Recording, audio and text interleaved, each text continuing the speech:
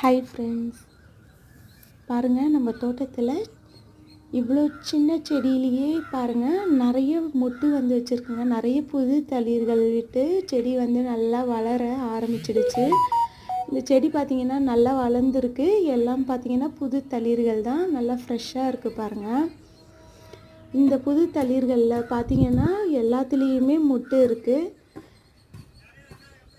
இப்போது நான் வந்து ஒரு டிப்ஸ் சொல்ல போகிறேன். அதாவது நல்லா வளர்ந்தும் கூட பூக்காத செடிகளுக்கு டிப்ஸ்.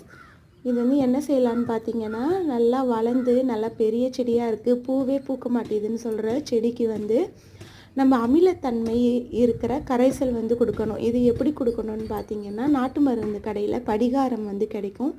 இதை வந்து 10 மில்லிகிராம் எடுத்துக்கலாம். 1 லிட்டர் தண்ணியில் நல்லா தூள் செஞ்சு நல்லா கரைச்சி அதை வந்து நம்ம ஊற்றிட்டே வரலாம். 15 நாளைக்கு ஒரு முறை.